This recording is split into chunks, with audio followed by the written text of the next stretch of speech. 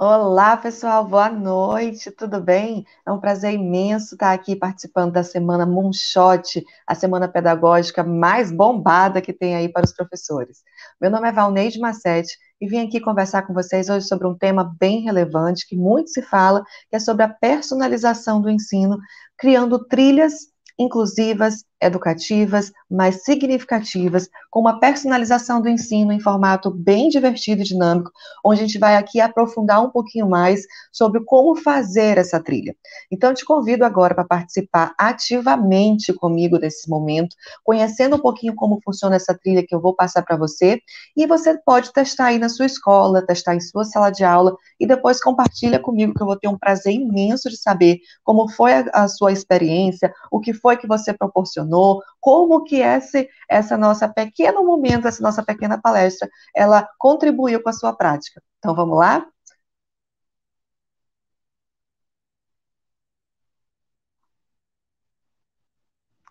Então, vamos começar aqui olhando para esse nosso mapinha, né? Esse nosso mapa aqui, ele deixa muito claro quais são as nossas intenções. É mostrar meio que um caminho, né? Uma trilha a qual nós vamos percorrer. Até porque, quando se refere à personalização do ensino, nós falamos de uma trajetória que é além do ato único e exclusivo de ensinar. Ela refere ao planejamento, ela refere à organização da avaliação, a avaliação conjunta ao aluno, e também pensando numa perspectiva inclusiva, onde eu penso em toda a diversidade que eu tenho de possibilidades educativas, toda a possibilidade que eu tenho de diversidade de alunos dentro da minha sala de aula.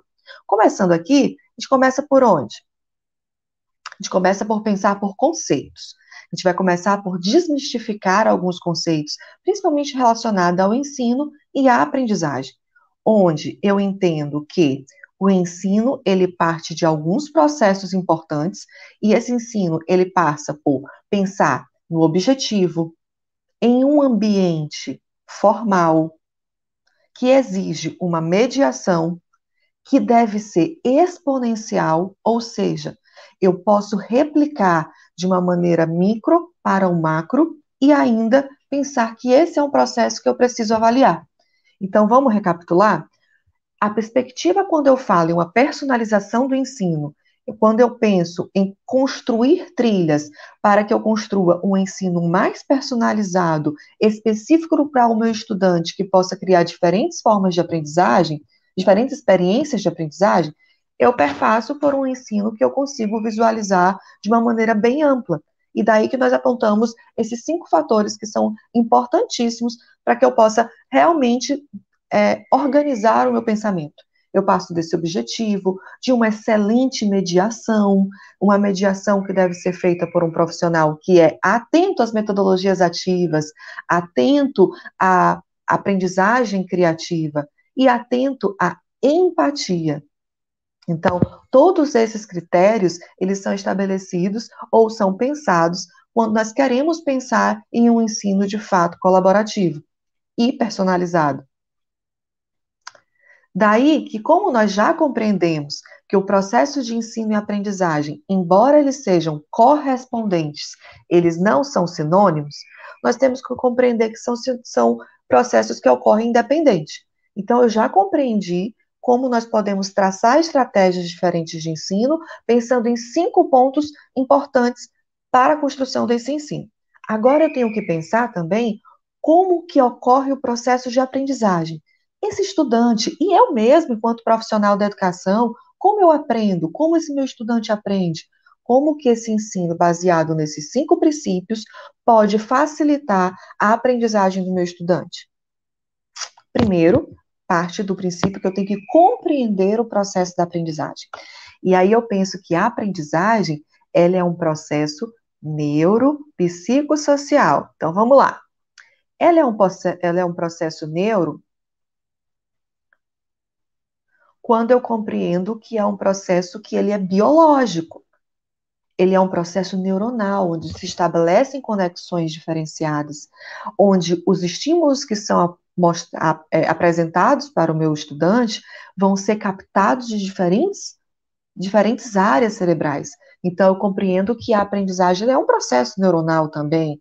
Ela é, de fato, ela é um processo relacionado à psique, né? Aquele momento que está relacionado à motivação, ao momento que ele está recebendo essa aprendizagem, a quais experiências sensoriais afetivas ele recebe naquele momento.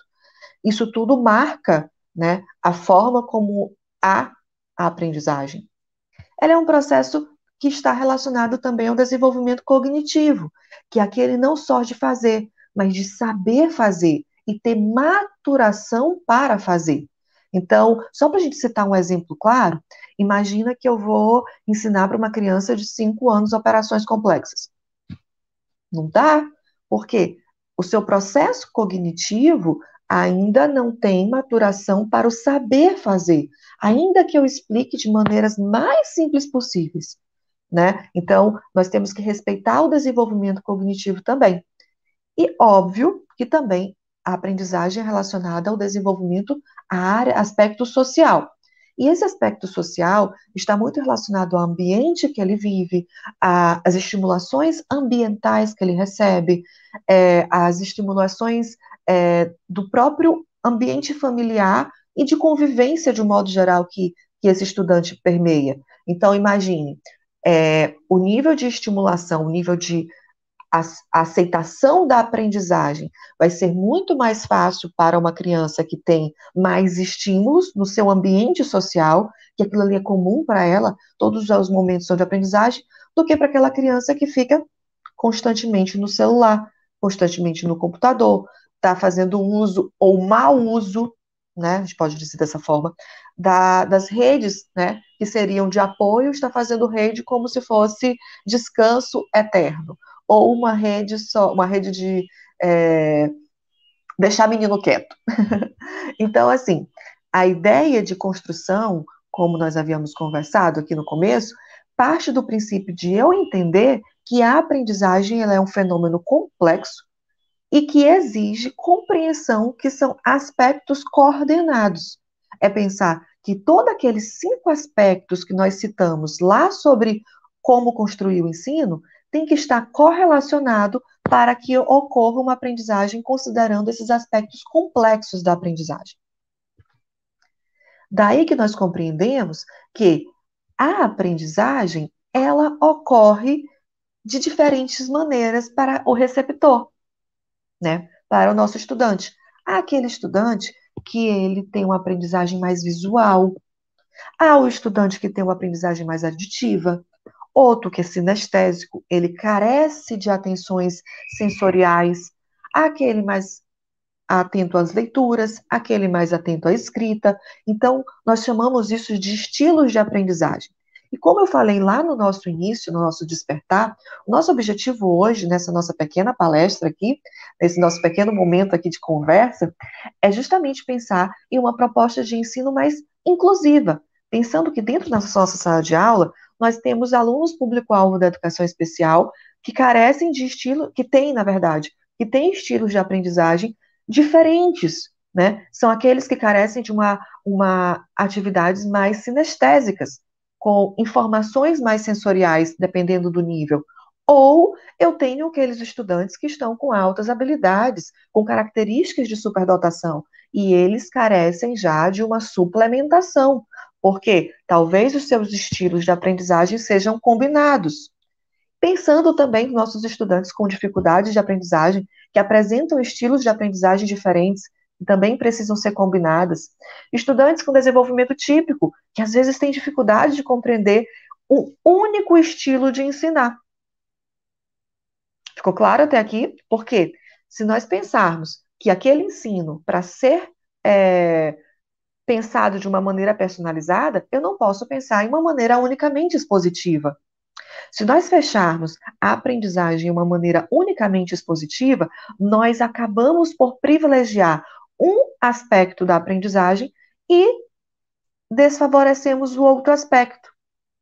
Acaba que a aprendizagem, eu perco oportunidades de aprendizagem. Eu acredito que essa é a principal motivo pelo qual nós não devemos fazer nada unicamente expositivo ou unicamente escrito, nada dos extremos, né? Eu também não vou fazer algo unicamente sensorial, os extremos, eles sempre excluem um estilo de aprendizagem e daí, consequentemente, ele acaba por excluir formas de personalizar esse ensino e deixar o estudante com autonomia para a sua própria aprendizagem. Então, como nós já exploramos esses conceitos, compreendemos que essa correlação entre ensino e aprendizagem é fundamental, que esteja bem claro na nossa cabeça, para que, a partir daí, nós possamos começar a criar diferentes estratégias, agora sim, estamos preparados para criar aí uma experiência incrível com uma extraordinária proposta de aprendizagem. E daí que a gente começa a pensar que há uma diferenciação. Ensino correspondente à aprendizagem, o que que ele é? Ele é correspondente, ele é respeitoso, ele é inclusivo e ele é criativo. Ele é criativo não só quando eu exploro a criatividade do meu estudante, mas ele é criativo quando eu exploro a criatividade do professor, que tem que pensar em diferentes estratégias. Eu vou citar o termo estratégia, mas você pode entender como metodologia, tá? Mas é bem similar à minha intenção. Então, pensando dessa forma, nós pensamos que o ensino seja correspondente e não ficar aquela briga ensino versus aprendizagem, onde nós temos um embate, onde valoriza apenas um estilo de aprendizagem e, principalmente, é um ensino excludente. Voltando para o nosso mapinha, nós vamos agora pensar. Para começar a nossa trilha para um ensino mais significativo, participativo e principalmente mais inclusivo, onde eu valorizo a diversidade da minha sala, pensando no estudante público-alvo da educação especial, que provavelmente está dentro da minha sala de aula, eu preciso começar de algum lugar. A gente não parte do nada, a gente não vai partir de estratégias mirabolantes. Nós começamos a pensar em perguntas. Já dizia o nosso querido livro, daquele livro Alice no País das Maravilhas, quem não sabe para onde ir, qualquer caminho serve. Então, as perguntas que estão estabelecidas aqui servem justamente para a gente pensar para onde eu devo começar. E as perguntas servem para quê? Para eu pensar quem é esse aluno. É o primeiro passo, é a nossa primeira jogada. Então, as perguntas que nós colocamos aqui para como sugestões, nós temos: quem é esse aluno que está aqui? Quem é esse estudante? Quem é que eu vou conhecer? No ano de 2022, eu vou receber uma sala completamente nova. Ou não, né? Dependendo do seu nível da sua etapa de ensino. Mas quem é esse aluno que eu vou receber? O que que ele gosta? Né? Vamos trabalhar a empatia. Do que ele gosta? O que que ele já sabe? Como eu tenho acesso a essa informação? Qual o sonho desse estudante? São perguntas que muitas vezes o professor ele tem acesso como? Ah, eu vou lá naquele portfólio, na secretaria, com o coordenador. Ele vai em diferentes instrumentos buscar conhecer, né? Vai lá saber onde está o. Só um minuto. Ele vai lá em diferentes aspectos saber onde está lá, né? O que que o coordenador diz, o que que o professor anterior diz. Mas hoje eu te convido a uma proposta diferente. Eu te convido a usar ferramentas diferentes para que você possa usar com o seu próprio aluno, para que ele seja protagonista dessas respostas. Então, para quem trabalha com estudantes público-alvo da educação especial, inclusos no ensino regular, no ensino comum, essas perguntas você encontra no plano de ensino individualizado, que é o PEI, ou no PDI, que é o plano de desenvolvimento individualizado também. Essas perguntas elas são essenciais para a construção desse processo, que vai facilitar muito a construção das suas aulas. Então, como nós estamos também estabelecendo algumas conexões aí criativas e tecnológicas, eu te apresento agora algumas ferramentas que você pode utilizar para a construção desse para a construção dessas perguntas, tá? Então, aqui, como construção das perguntas, nós temos alguma opção, que é aquele Google Forms, que todo mundo já conhece, todo mundo gosta, né? A gente já utilizou bastante. Acredito que aí na nossa lista aí da Semana Pedagógica tem colegas que vão abordar como trabalhar o Google Forms de uma maneira mais dinâmica, né? Mas o Google Forms é um queridinho. O Survey, o Mindy Mines, o Typeforms e o que eu gosto muito, que é o SurveyMonkey. Se vocês pegarem o celular de vocês, olharem o QR Code aqui agora, vocês vão olhar o modelo, né? Eu vou apresentar para vocês de é, o modelo de questionário que você pode começar. Esse questionário que vocês vão olhar aí, ele é o Tecendo Histórias, onde o estudante ele vai contar um pouquinho de si. Ele vai falar um pouquinho sobre o que ele gosta, do que ele não gosta, como ele prefere aprender, que escola ele quer, né? Ainda que você trabalhe na educação infantil ou se você trabalhar no ensino superior, essa ferramenta, esse perguntar, ele vai ser essencial para você iniciar seu trabalho. Então, eu já escutei muito de colegas, às vezes do ensino do Fundo 2, que a gente chama, né? Já escutei de muitos colegas que dizem: ah, mas essa estratégia serve só para os pequenininhos. Não, professor, serve para todo mundo. Serve para você saber com quem você vai começar a lidar. E aí você pode colocar, ao invés de ir somente lá, você vai fazer esse questionário junto ao seu aluno. Ele vai responder junto com você. E para que você pode fazer isso? Quem trabalha com estudantes público-alvo da educação especial vai combinar, além do formulário que você vai passar, você vai estabelecer estratégias de, vamos fazer um desenho, vamos fazer uma colagem, e aí você vai observar, ele é destro ou ele é canhoto? Ele tem preferência por quais cores? Ele já sabe o que desse desenvolvimento cognitivo que nós estabelecemos, por exemplo, da escrita? Nesse primeiro momento que muitos chamam de diagnóstico, né? E eu acho o diagnóstico um termo muito área da saúde. Eu prefiro justamente usar o termo conhecer do que diagnóstico, porque eu acho que é exatamente isso que nós vamos fazer. É buscar o maior número de informações possíveis. É aquela anamnese, sabe? Que vai te auxiliar muito.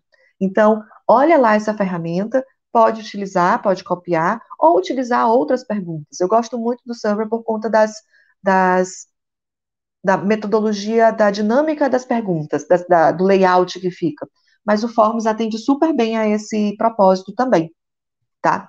E aí, depois que você está com todas essas perguntas, que você já conhece o seu estudante, que você tem essas informações que são principalmente relacionadas aos aspectos sociais, né, que são relacionados aos aspectos cognitivos, que você vai observar quando você estimula uma atividade prática, e também relacionada aos aspectos do desenvolvimento da área cronológico-psicológica, se está adequada à idade série, à idade de desenvolvimento psicológico, depois que você tem posse dessas perguntas, para onde é que você vai? O que, que nós vamos fazer quando nós já temos posse dessas perguntas? Que você já tem esse levantamento que você já conhece quem é seu estudante, quem é aquela tua turma, ou as suas turmas, né? Nós temos aí colegas que dividem várias turmas. Como ele pode fazer? Quais estratégias ele pode seguir? Então, depois que ele tem posse das suas perguntas, ele vai começar a pensar no mapeamento. Por quê?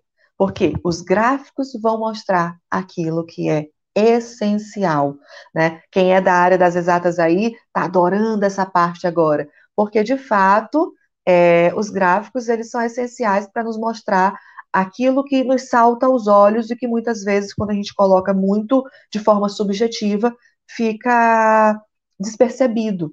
Então, depois que você está de posse daquelas perguntas, vamos mapear. Como você vai mapear?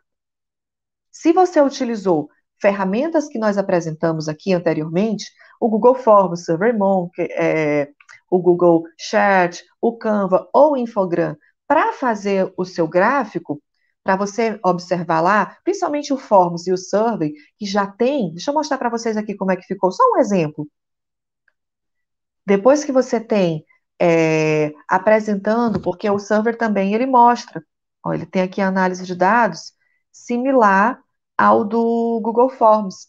Então, ele já apresenta para você gráficos. Ele vai te dizer aqui quantas pessoas responderam, ele vai te informar o tempo de conclusão, ele vai te dar estatísticas, né? Então, aqui você tem um mapeamento, você já tem o mapeamento, então vamos lá. Então, nessa turma eu tenho mais estudantes que preferem fazer atividade em grupo.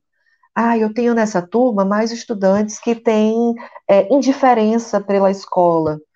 Eu tenho alunos que não gostam muito. Então, aqui você tem um mapeamento daquilo que você mais quer saber sobre o seu aluno. E esse mapeamento é essencial para você partir para a personalização que você deseja. Porque até chegar lá, é tudo suposição. É ideal que nós já cheguemos para a nossa formulação de ensino, já pensando especificamente mesmo, né, sobre quais pontos eu devo trabalhar. O que deve ser, o que me salta aos olhos, o que é essencial. Eu percebo aqui que eu tenho estudante que prefere fazer atividade sozinho. Então, será que não tem alguma situação que eu devo pensar em como trabalhar com esse estudante? O que eu posso oferecer para ele de atividade que respeite ele de querer gostar de fazer atividade sozinho, mas que também promova a oportunidade de ter experiências com os demais colegas, tá bom? Olha como fica legal você pensar nisso. E uma outra coisa que eu quero te mostrar é quando a gente faz algumas atividades, vamos dizer aqui, você fez lá, eu percebi que o aluno é destro, você fez atividades combinadas, você não fez só atividades como foi aqui no Google Forms ou no SurveyMonkey, você vai fazer atividades combinadas também no canetão, de pintar, de colar, de cobrir, de criar. Então, nessas atividades criativas, você vai colhendo, anotando, sistematizando.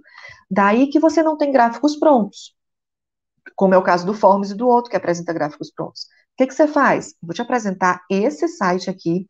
Não sei se você conhece. Se conhecer, bota aqui para mim dizendo que você já usa e como você usa, que eu vou adorar saber como você utiliza. E se você não utiliza ainda, vem conhecer comigo, porque é uma estratégia muito bacana, que é muito prático de fazer. Ele é em inglês, mas aí lá no tradutor fica tudo rápido, tudo muito tranquilo. Meu inglês é horrível, viu? É o National Center for Education Statistics for Zone. E aí, nesse site, você consegue criar gráficos, né? Você consegue criar gráficos como se você fosse criar gráficos para uma linguagem infantil.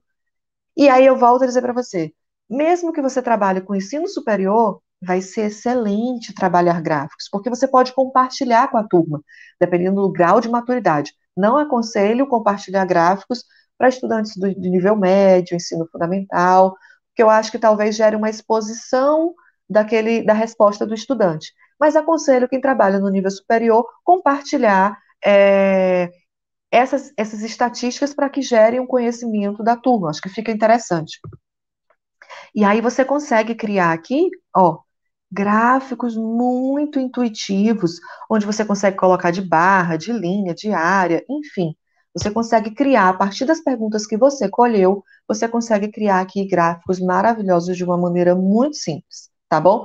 Todos os links e tudo que eu estou falando para vocês vai estar aqui na barrinha de baixo. Vocês terão acesso a tudo isso aqui, tá bom? É só me procurar depois, ou então clicar aqui que vocês já terão acesso a isso aqui.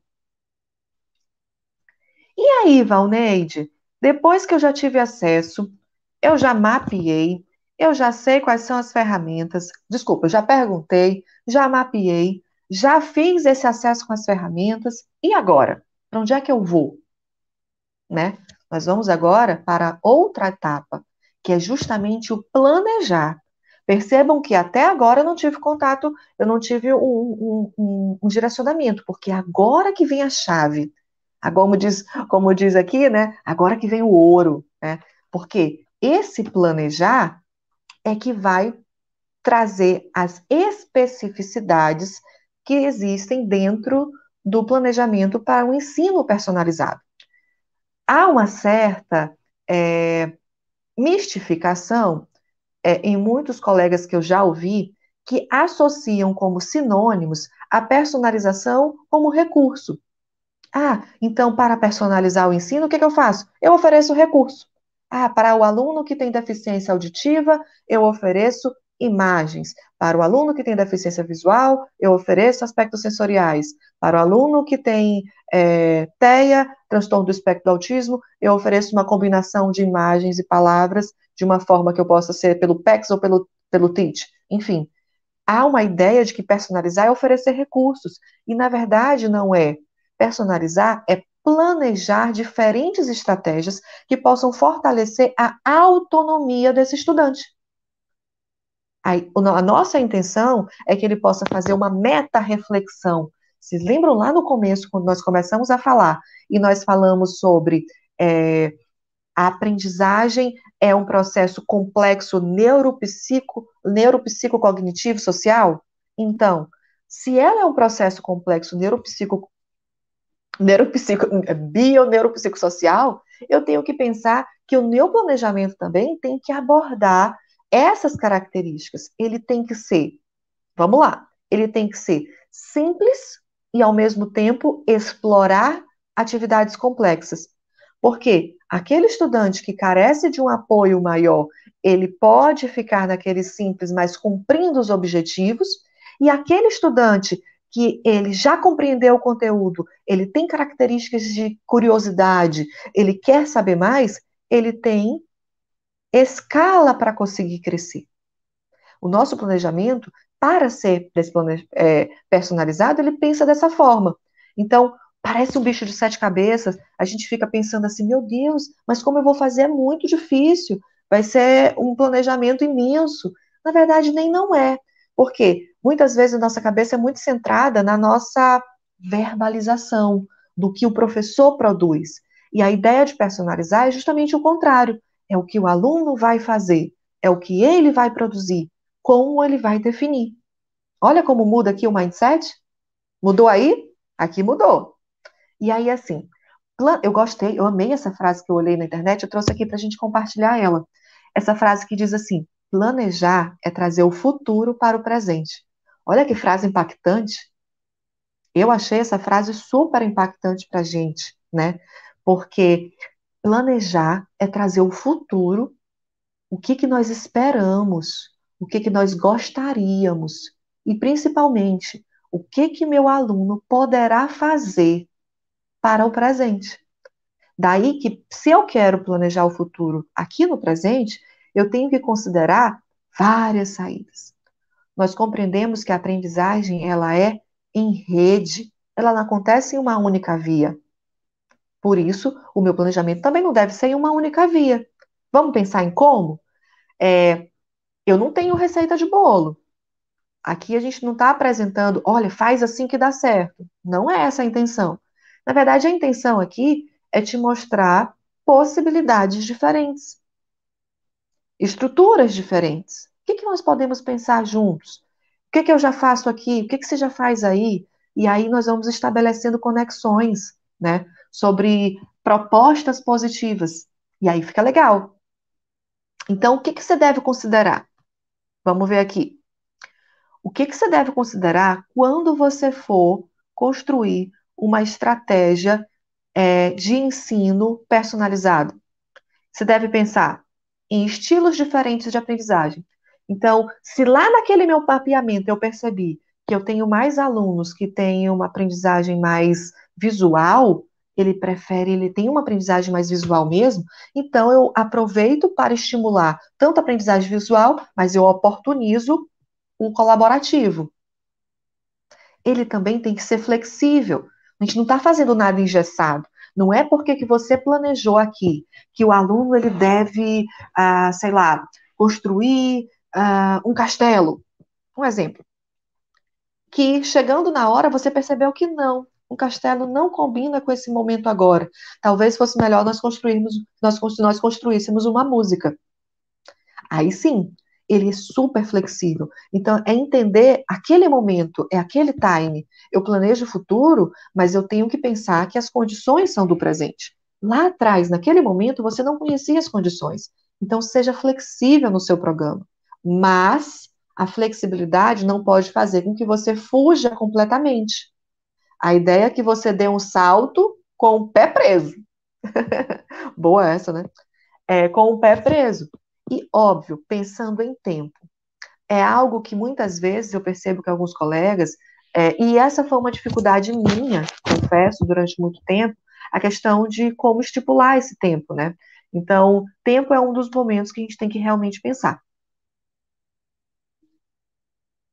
E quais ferramentas aqui? Você pode colocar aqui o teu QR Code, o teu celular aqui, ver esse QR Code que tem um exemplo, tá? Ele é só um recorte de um planejamento. Quais ferramentas você pode utilizar que pode facilitar o teu planejamento, a construção do seu planejamento? O Trello, esse QR Code aqui, ele vai levar você lá para o Planboard. E o Google Docs.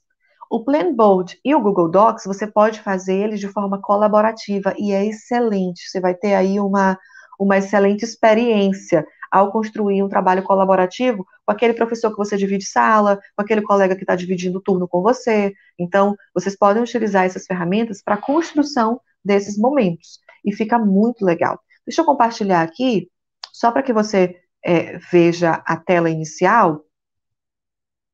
Essa tela inicial que eu quero mostrar para vocês, ela é do Planboard, onde você vai colocar aqui, ó, você vai fazer um planejamento e você consegue anexar suas atividades, você consegue anexar lá na tua agenda do Google, você consegue fazer um link de informações, você consegue compartilhar vídeos, você consegue deixar aqui tudo já pré-definido e pré-estabelecido. Então, a ferramenta que eu super aconselho, ela está em inglês, mas aqui fica traduzido, então é muito tranquilo. Vocês podem pegar um exemplo aqui nesse QR Code. Como eu disse para vocês, ele não está fechado, ele é um exemplo para que vocês possam se inspirar, tá bom? Então, já compreendemos que a fase do planejamento, ela é uma fase essencial para que ocorra, de fato, essa personalização, construindo uma trilha mais acessível, uma trilha mais respeitosa com o nosso estudante. Depois que nós planejamos, nós vamos para a próxima fase. E qual é essa fase?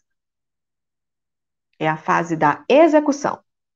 E nessa execução, nós vamos agora falar sobre uma palavra que muito está hoje em voga e que, de fato, é o que a gente tem que explorar. É a combinatividade. Combinar tudo que você conhece.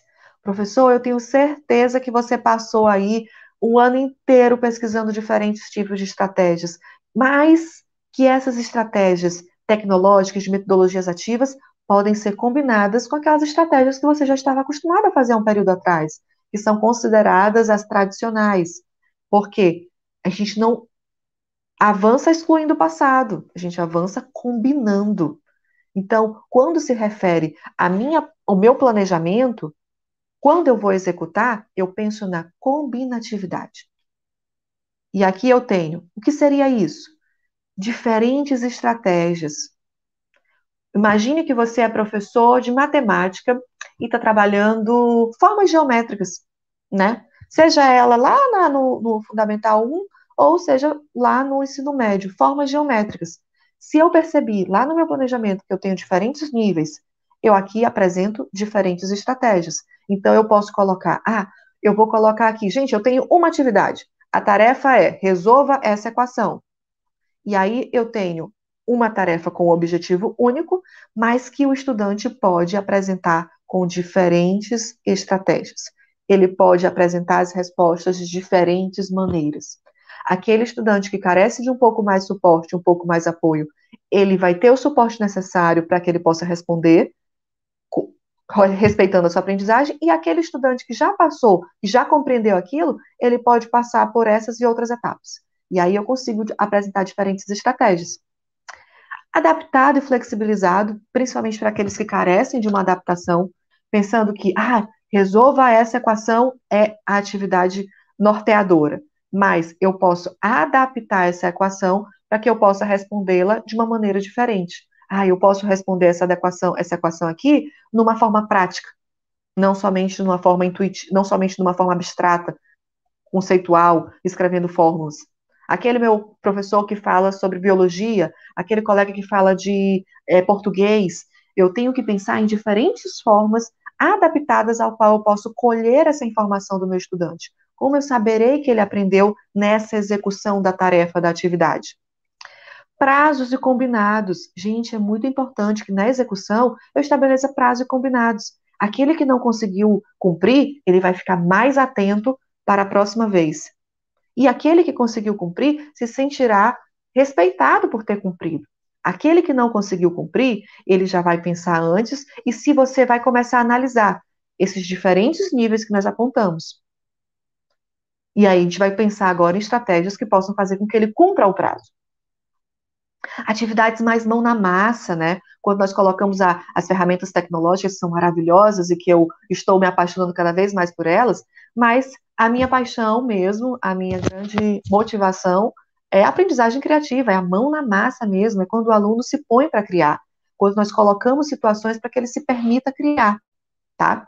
Então, para isso, a gente tem que pensar aqui, lá na taxonomia de Bloom, ele vai nos orientar algumas coisas que podem nos facilitar para a construção dessa execução. Porque quando eu estabeleci objetivos lá no meu planejamento, quando eu vou executar, eu tenho que pensar quais atividades eu posso colocar para o meu estudante que ele possa lembrar, quais atividades que eu vou colocar para que ele possa compreender, que ele possa aplicar, analisar, avaliar e criar. Não necessariamente nessa ordem, tá? Nós podemos colocar para criar primeiro, lembrar depois, entender. Depende muito daquele ritmo que nós estamos aqui, do que nós oferecemos para este estudante. Então, pensar, eu vou avaliar primeiro. Pode ser, eu avalio primeiro, o aluno, a gente tem uma noção de que todo mundo sabe, depois eu vou para o conteúdo de estabelecer estratégias para entender. Mais na frente eu vou mostrar para vocês um mapinha que fica muito legal para a gente compreender a execução factível mesmo disso aqui, tá bom? Mas só para a gente fechar esse ponto aqui, o que eu quero focar nesse momento com a gente é que desculpa, meninos, é que para a nossa execução, quando eu planejei para a execução das atividades, é pensar em diferentes oportunidades. Um mesmo objetivo, eu posso apresentar até 5 possibilidades diferentes de execução. E aí, o estudante ele vai trilhando esse caminho de execução de acordo com o seu nível de desenvolvimento, aquele seu nível de interação, o seu nível de cognição em termos de conteúdo. E quais ferramentas, Val? O que você pode utilizar? Os meninos lá do Te Educa, eles têm, vocês não conhecem lá no Instagram, eu conheço, já acompanhei eles fizeram isso aqui e eu achei maravilhoso, porque já são sugestões para cada um desses, ele te dá sugestões de ferramentas que você pode fazer, que você pode utilizar. Você pode tirar o print da tela aqui, ou então correr lá no Instagram deles, que eu achei muito legal, porque já traz ferramentas específicas para cada uma das ações que são estabelecidas, né? Que é para o desenvolvimento da aprendizagem relacionada à tecnologia. Mas eu te convido para olhar aqui o que um quiz, né? O que nós podemos colocar, um jogo que eu criei lá no Geniali. Você já conhece o Geniali? O Geniali é uma ferramenta incrível. Você coloca aqui o teu QR Code, coloca aqui, que é uma ferramenta que você pode utilizar para a execução daquele planejamento que você teve. Então, você pode utilizar o Geniali de uma forma simples a uma forma complexa. Imagine que você está trabalhando, como eu coloquei aqui, animais. Então, animais, você coloca um jogo simples, um jogo médio e um jogo complexo. Aquele estudante que passou na primeira fase, perfeito, ele vai para a segunda. Aquele estudante que não conseguiu passar na primeira fase, ele repete. Ele vai fazer novamente esse ciclo da primeira fase e vai ter mais uma vez uma oportunidade de aprender. E aí, é como eu disse para vocês, a ideia não é deixar no foco no professor, onde ele está ali falando, explicando várias vezes, mas o foco é do aluno, quando ele se percebe aprendente. Esse assunto eu não consegui passar, esse joguinho eu não consegui identificar. E aí ele vai repetindo várias vezes, até ou ele consegue passar de fase, ou ele cumpriu essa fase, e tá bom também. Tá bom? Então vamos lá, vamos continuando. Então, depois que eu executei, né, depois que nós passamos por toda essa execução, nós passamos aqui, nós perguntamos, nós mapeamos, planejamos, chegamos à execução, e agora? Né, o que vai ser feito? Nós vamos para uma parte muito importante e que muitas vezes nós esquecemos, nós passamos batido. É uma parte que os colegas, eu me incluo nessa também, nós acabamos por não valorizar, que é o apreciar. Tem uma frasezinha que eu amei, que é essa aqui, ó. Compartilhar conhecimento é o caminho mais próximo da sabedoria. E não é compartilhar, professor, só o nosso conhecimento de púlpito lá em cima, dizendo para o aluno o que, é que ele tem que aprender. É compartilhar o que ele sabe, o que ele fez, o que ele produziu. Olha que delícia! É fazer com que ele faça. O que foi que ele aprontou? O que foi que ele colocou? Ele cumpriu o prazo? Ele fez atividade? Ele conseguiu subir até lá no alto daquelas estabelecimentos que você fez lá na execução? Ou não, ele ficou só aqui? O que que o outro colega pode me apresentar? São todos questionamentos que surgem quando você aprecia. Então, quando você aprecia, você tem a oportunidade de observar, de refletir, de compartilhar e principalmente de se autoavaliar, tá? De autoavaliar a sua própria aprendizagem. E aí eu trouxe para a gente pensar aqui em algumas estratégias, né, ferramentas que podem auxiliar dentro da tua sala de aula, que podem facilitar esse compartilhamento, essa apreciação que é tão importante. Depois que todo mundo executou de forma satisfatória, né, vamos compartilhar com os colegas. E o que você pode utilizar? Você pode utilizar o Padlet, que é um amorzinho, que todo mundo já conhece. E quem não conhece, gente, o Padlet, ele fica assim. Deixa eu ver se eu acho aqui. Ah, tá aqui. O Padlet, ele fica bem intuitivo, tem uma dinâmica muito legal, ele fica bem clean, né? Onde você constrói de forma colaborativa e ele apresenta aqui diferentes. Ah, eu coloquei aqui uma atividade para eles colocarem a sua infância. E aí todo mundo compartilhou. E no final, todo mundo teve a oportunidade de apreciar esse momento, né? O que que marcou a infância? Foi uma pergunta que eu coloquei aqui. E é uma forma de apreciar o que o colega produziu, que você tem curiosidade de conhecer. Então, o Padlet é aquele amorzinho que todo mundo gosta, porque é uma ferramenta fácil de usar e que é uma ferramenta que te auxilia muito na construção do conhecimento. Mas tem também o Jamboard, tem o Miro, tem o próprio Canva, tem o Google Apresentações, o Google Sites. Gente, nós vamos ter um outro momento só para falar do Google Sites, porque é incrível. E também o Scratch, né? Quem é mão na massa, quem é aprendizagem criativa, levanta a mão. Scratch é uma excelente oportunidade de você fazer essa combinação aí de estratégias, né? De mostrar aquilo que o aluno produziu, de mostrar aquela criação dele. Então, essas são algumas ferramentas que eu deixo para você pesquisar e atuar. E aí nós vamos já caminhando para o nosso final, né? Caminhando para o nosso final, porque aí, depois que nós apreciamos, depois que nós passamos por toda essa nossa linha, olha que linha bonita, gente. A gente está aqui com o Dar um shot indo lá para a Lua. Depois que nós passamos por toda essa linha, nós vamos chegar aqui no processo que é de quê? Avaliar. E avaliar é o quê? É registrar todo o processo, é fornecer critérios pré-estabelecidos, não fazer comparações com um processo colaborativo, respeitando o prazo. Eu foco nessa tecla de respeitar o prazo, porque eu acredito que às vezes a gente acaba por não estabelecer isso previamente e atrapalha até a nossa aula também. E isso é um dos princípios de autonomia do estudante. Respeitar também faz parte do processo de autonomia. E aí, que eu construí para a gente pensar aqui, ó, esse mapinha eu vou disponibilizar para vocês. Como é que esse mapinha foi construído?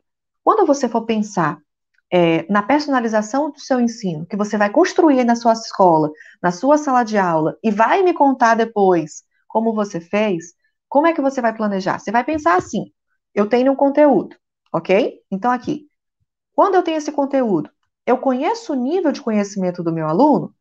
Não. Ah, então eu volto. Preciso conhecer. Eu conheço o nível de desenvolvimento e conhecimento do meu aluno? Sim. Ah, então eu vou oferecer diferentes estratégias para o mesmo objetivo de aprendizagem. E diferentes estratégias diz o quê? Ah, para um único objetivo, eu ofereço diferentes possibilidades. Eu ofereço diferentes estratégias? Não, eu não ofereço. Ah, então eu preciso aprofundar minhas leituras sobre desenvolvimento de aprendizagens criativas e metodologias ativas. Ah, não, eu já faço diferentes estratégias de ensino. Ah, então eu tenho que me perguntar, eu ofereço diferentes níveis de suporte para aqueles alunos que precisam? O que quer dizer suporte? Ah, eu tenho um aluno com deficiência intelectual. Esse aluno com deficiência intelectual, ele carece de um suporte maior. Ele não precisa só que eu explique, ele precisa que eu explique, demonstre e mostre um objeto mais concreto para ele. Eu ofereço esse nível de suporte para ele? Se eu ofereço, perfeito. Se eu não ofereço, o que que eu faço? Vou buscar apoio no AEE, lá no atendimento educacional especializado com a professora de sala de recurso, com o tutor, com o acompanhante terapêutico, com os profissionais supervisores e coordenadores.